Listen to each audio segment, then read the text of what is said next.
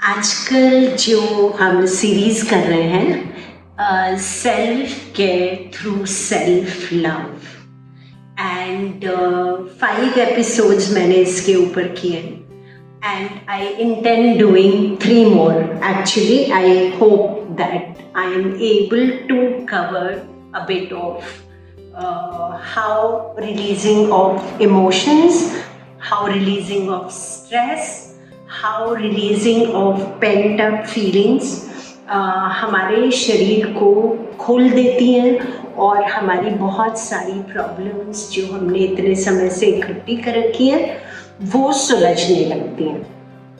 ये जो पूरी सीरीज है या ये जो पूरी बात है self care through self love, इसका जो बेसिस है, इसकी जो फाउंडेशन है वो एक ही चीज़ पे टिकी हुई है कि हमारा जो माइंड बॉडी कनेक्ट है वो बहुत स्ट्रॉन्ग होता है, विच मीन्स कि हमारा दिमाग जिस तरह से सोच रहा है वो उसी तरह से इंफॉर्मेशन को स्टोर कर रहा है, और जब वो इंफॉर्मेशन उस तरह से स्टोर हो रही है तो इसका एक बहुत बड़ा पिटारा हमारे दिमाग के अंदर बनता चला जा रहा है और फिर धीमे धीमे वो हमारी एनर्जी को ब्लॉक करने लगता है थ्रू आवर वेरियस रिस्पॉन्सेस हमारे शरीर के अंदर। तो इसको मैंने अपनी लाइफ में बहुत बार महसूस किया कि मेरा मन जिस तरह से सोचता है, मेरा दिमाग जिस तरह से सोचता है, उसका मेरे शरीर पे एकदम से स्पॉन्टेनियसली ऑल्सो बहुत ज़्यादा इफेक्ट पड़ता है। लेकिन आज आपको मैं एक बड़ा सॉलिड एग्जाम्पल दे रही हूँ जिससे ये बात और क्लियर हो जाएगी बिल्कुल। तो जब मुझे कैंसर हो गया था और मेरी केमोथेरेपी हो रही थी, तो जब फर्स्ट केमोथेरेपी हो गई उसके बाद जब सेकंड केमोथेरेपी आने वाली थी तो उसके करीब 4 दिन पहले 21 डेज की साइकिल थी मेरी केमोथेरेपी की। तो अगली वाली केमोथेरेपी के 4 दिन पहले करीब मेरी जो लेफ्ट आई थी वो इतनी बिल्कुल स्वेल हो गई, सूज गई बिल्कुल ऐसे करके, और दिख नहीं रहा था, बिल्कुल लाल हो रही थी और इतना ज़्यादा दर्द था that I can't tell you. And मैं उससे घबरा गई एक्चुअली, क्योंकि ऐसे ही इतनी प्रॉब्लम्स हो रही थी, सर्जरी होके चुकी थी, मस्टेक्टमी होके चुकी थी, केमोथेरेपी फर्स्ट हो गई थी, लोगों ने बता दिया था कि तुम्हारे बाल अब एकदम चले जाएंगे। तो मतलब मैं वो विजुलाइज कर रही थी और उसके साथ ये जो आँख की प्रॉब्लम थी, ये तो मुझे लगा कि अब ये कहाँ से आ गई, इसको मैं कैसे डील करूँ, और बहुत ही ज़्यादा दर्द। तो खैर उस समय पे मैं डॉक्टर के पास गई, उन्होंने कुछ ड्रॉप्स दे दी, कर वर के मेरी केमोथेरेपी सेकंड वाली ख़त्म हो गई। और केमोथेरेपी ख़त्म होने के 4-5 दिन बाद मेरी आँख भी ठीक होनी शुरू हो गई। फिर जब थर्ड केमोथेरेपी आने वाली थी उसके 4 दिन पहले फिर से मेरी आँख वैसे। तो I went to an eye specialist. तो ऐसे क्या है, तो he said this is uveitis. तो आई सेड ओके, तो यूवीआइटिस क्या है, क्यों हो जाता है? तो he said one of the reasons is stress. तो आई सेड इस समय पे ऐसा कौन सा स्ट्रेस है जो इस तरह से हो रहा है? मतलब मेरे को समझ नहीं आई बात कि इतना ज़्यादा स्ट्रेस किस चीज़ का हो रहा है कि एक ही आँख इस तरह से रिस्पॉन्ड कर रही है।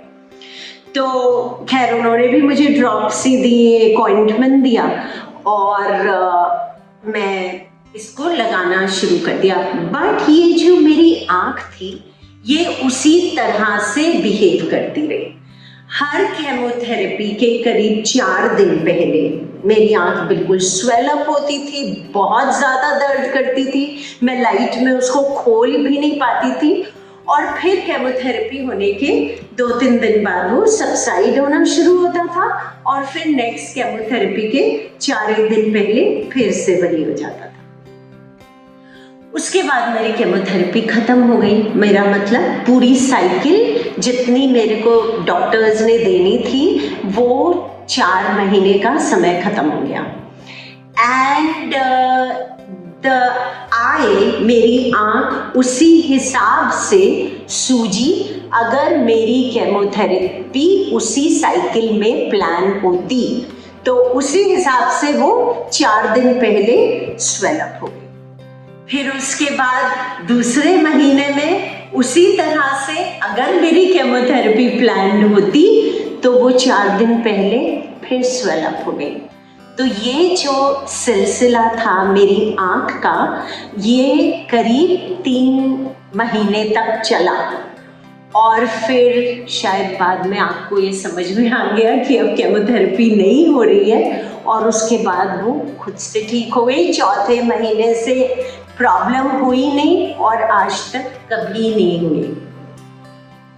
और उस दिन जब ये इस तरह से हुआ मेरे साथ तो मैंने सोचा कि इतना ज़्यादा स्ट्रॉन्ग माइंड बॉडी कनेक्ट होता है, इतनी इंटीग्रेटेड है बॉडी अपने अंदर जिसको हम समझ भी नहीं पाते हैं, इतनी लिंक्ड है, इतनी एक दूसरे से जो चीज़ें हैं बिल्कुल बंधी हुई हैं कि हमारी जो एक बॉडी ऑर्गन के ऊपर फर्क पड़ता है किसी भी वजह से या इम्पैक्ट होता है वो हमारी पूरी बॉडी में ट्रैवल करता है एक्चुअली।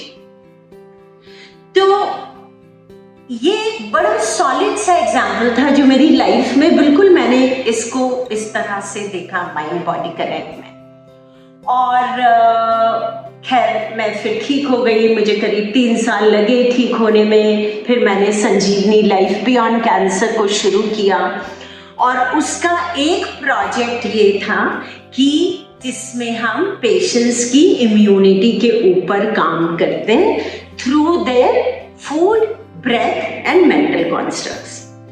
तो यही वाला कोर्स जो 1 महीने का था उस समय पे हम लोग चला रहे थे, बॉम्बे में थी मैं और बहुत सारे पार्टिसिपेंट्स थे इस 1 महीने के कोर्स के लिए। उस वाले कोर्स में करीब 50 लोग थे और उसमें एक यंग लेडी थी, करीब उनकी उम्र होगी 32-33 साल और वो अपनी मदर के साथ आई थी और वो शोलापुर से बॉम्बे आई थी इस कोर्स को अटेंड करने के लिए क्योंकि उनकी बेटी को 2 साल पहले ब्रेस्ट कैंसर हुआ था और जब उसको कैंसर की बात पता चली अपने बारे में तो उसने बोलना बंद कर दिया और उसके बाद वो 2 साल से बोली ही नहीं थी।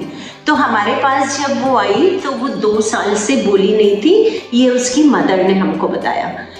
तो फिर मैंने उससे कम्युनिकेट करने की कोशिश की तो उस लेडी ने मुझे सब कुछ इशारों से बताने की कोशिश की क्योंकि वो जब ऐसे बोलने की कोशिश करती थी तो उसकी आवाज़ निकलती ही नहीं थी। तो उसने हमारे साथ फिर 1 महीने का कोर्स किया जिसमें हम बहुत सारा काम थ्रू वेरियस थेरेपीज इस चीज़ पे करते हैं कि हमारे पेंट अप इमोशंस जितने ज़्यादा से ज़्यादा रिलीज हो सकें। तो ये लेडी बिल्कुल बिना बोले इसने 1 महीने तक पूरा कोर्स किया, लेकिन पूरा सिंसियरली कोर्स किया। All the sessions she attended and whatever work was given to them as an assignment वो भी उसने पूरे किए। और जब हमने कोर्स ख़त्म किया तो जैसे हम हमेशा करते थे, हम लोग एक माइक पे सब पार्टिसिपेंट्स को इनवाइट करते थे कि आप आके बताइए कि आपका एक्सपीरियंस कैसा रहा। तो सब लोग आके बता रहे थे, एक एक जना आके बता रहा था अपना एक्सपीरियंस, और इस लेडी ने फिर अपना हाथ खड़ा किया कि उसको भी आके बोलना है। And I was thinking in my mind कि ये तो बोलती ही नहीं है, तो माइक पे आके क्या करेगी। तो anyways, so I called her and she came to the mic, और उसने जो माइक पे पहला शब्द बोला, शी सेड, रूबी मैम मेरे साथ ऐसे ऐसे ऐसे ऐसे, और उसने करीब 20-25 मिनट तक लगातार बोला।